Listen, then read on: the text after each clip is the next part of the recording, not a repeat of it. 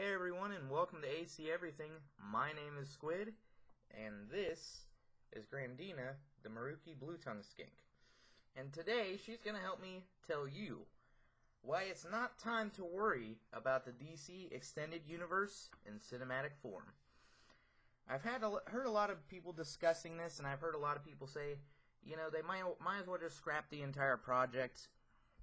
It's over. They've had too many busts now. Let's be honest here. As much as I hate to say it, they have had a lot of busts. Big thing, Batman v Superman. Honestly, I thought it was an okay movie. There were definitely some problems, especially with sticking to the comic book form of DC. For example, Doomsday was not created by Lex Luthor.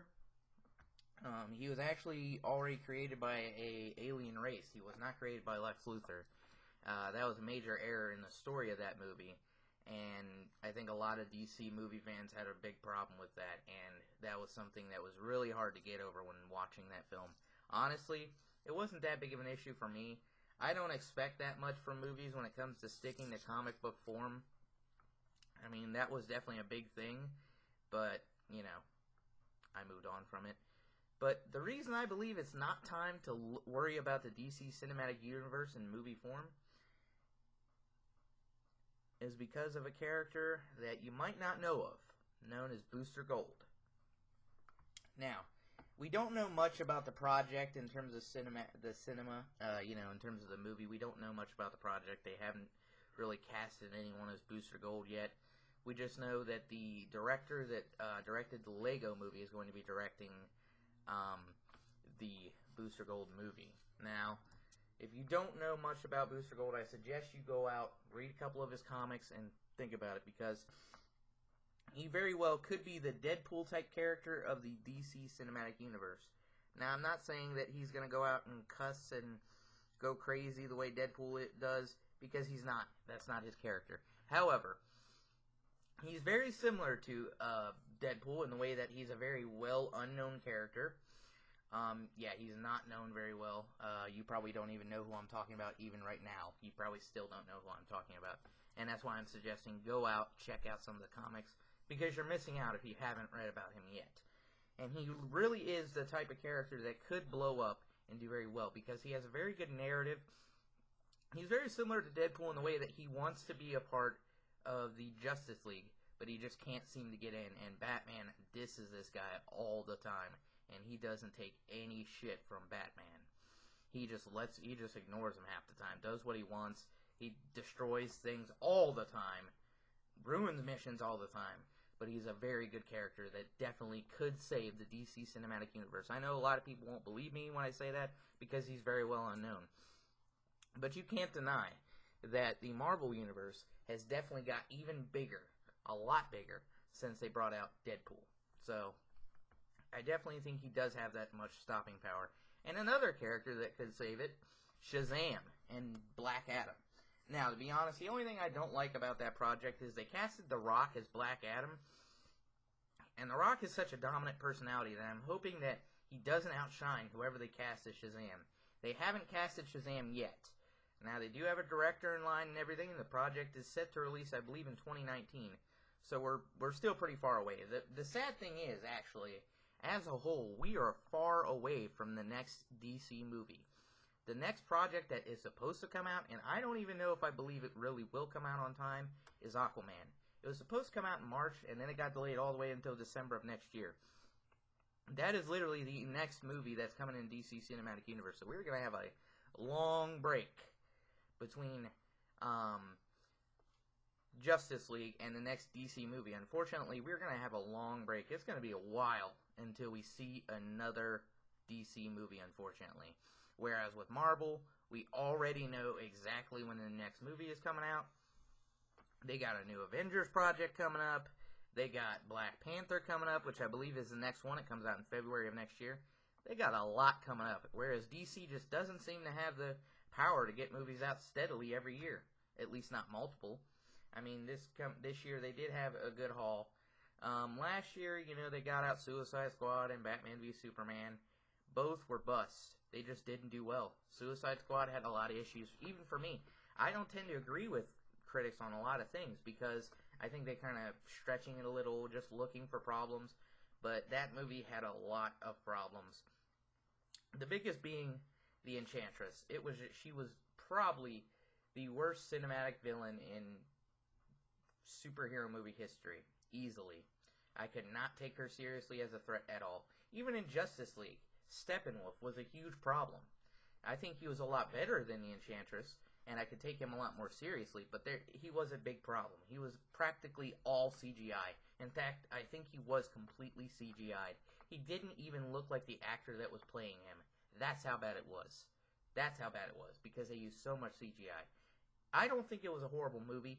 I really did think Justice League was a good movie overall. I gave it a B, an 8 out of 10. You may disagree with me on that grade. I honestly didn't think it was that bad. I didn't think it was nearly as good as it should have been. It definitely should have been a lot better. It should have outmatched Wonder Woman, to be quite honest. I mean, this is the movie where you brought together all your actors. You brought together Aquaman, Cyborg, Flash, Batman, Superman, and Wonder Woman.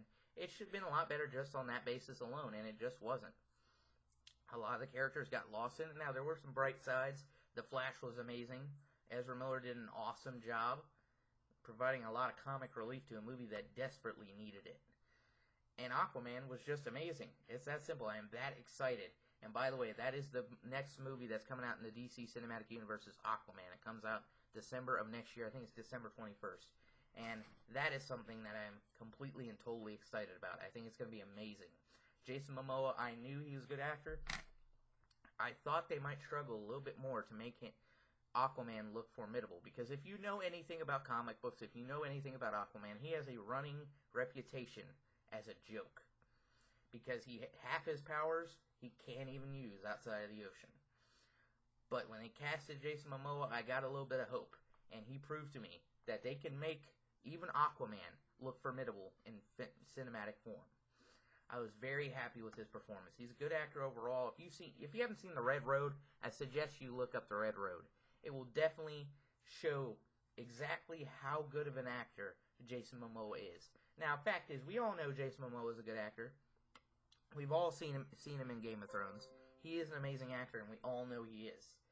And then I honestly thought he was pretty good in Conan the Barbarian. The Conan the Barbarian didn't do very well, but I thought he was a bright side of that movie. And I think he was a bright side of the Justice League movie. But look out for Booster Gold. I'm telling you, don't underestimate him because he's an unknown character. He will blow it up. I think he really is capable of saving the DC Cinematic Universe. And it does need saving at this point. And if he doesn't, Aquaman will. They need another hit. They're set to lose at least $100 million on Batman or Justice League. I thought they were going to make a decent amount of money. The budget was $300 million, but that doesn't account for post-production and the reshooting that they had to do. Basically, they reshot the entire movie almost. Which is why I'm hoping they're going to release a director's cut, because I'm hearing a lot of word that the director's cut, some of the stuff that they cut out was really good. They did the exact same thing with Suicide Squad. They cut out a lot of good Joker scenes. And I have to say, that's one thing I'm hoping will be scrapped. As much as I don't think Jared Leto was horrible, I thought he was okay. I didn't think he was bad. I don't even think we saw enough of him to say he was good or bad anyway. We just didn't. He was only in it half the movie. Not even half the movie. He was probably only in it for 10 minutes total. That's how much they scrapped. And I'm told they scrapped enough scenes that they could have made a separate Joker movie. So I'm hoping that they don't... To a degree, I think he might still have some hope as a good Joker. But I think the damage has been done to his reputation as a Joker at this point that no one's going to want to see him anymore. So anyway, that's what this was all about. Just talking about don't give up on the DC Cinematic Universe. There's been a lot of damage done by the last couple movies. Hold for Wonder Woman. And the big thing I just can't agree with. Yeah, she's getting a little cranky. The big thing I just can't agree with. I honestly don't think that Man of Steel was a bad movie. I don't. I mean, it made a decent amount of money, but critics hated it. Critics hated that movie. I honestly don't know why. I mean, I'll agree that there were some problems here and there, and that those fight scenes were a little bit overdone. But honestly, I thought it was a good movie. I really did. I didn't think it was bad. I gave that one like an 8.5 out of 10. I thought it was a good movie. Not even just a passable movie like Justice League or Batman v Superman. Justice League is better than Batman v Superman, though. If you haven't seen Justice League, go see it. Don't listen to the critics. Go out there and see it, because it's a better movie than they're saying it is. But honestly, Man of Steel, I just didn't get it. I didn't get the problems with it. I thought it was a good movie overall. There was no problem with the villain in that movie. Zod is amazing. He was amazing. The actor that played him, I'm going to have to look up and figure out exactly who it was. I know the guy, I just can't remember. But the actor that played General Zod was amazing. He did an awesome job. There was no problem with villains in that movie. It looked formidable. There was some good comedy in there. I just thought it really was good. So honestly, that's one I just can't even agree with, even a little bit. At least on Batman v Superman, I kind of see what they're talking about. Same thing with Justice League. Same thing with Suicide Squad. But that one, I just can't agree. So anyway, I hope you've enjoyed this video from AC Everything, and I hope you still have hope for the DC Cinematic Universe in the same way that I do. If you haven't noticed, we've upgraded our gear over at AC Everything. We got this new Snowball mic, which I hope it makes the audio a lot better. I've heard that they're very good mics. We got a couple new animals that are going to interact with, and pretty soon we're going to make some videos that are actually focused on them. We're not going to be making videos that I'm just holding them in, the video forever. We'll talk about them.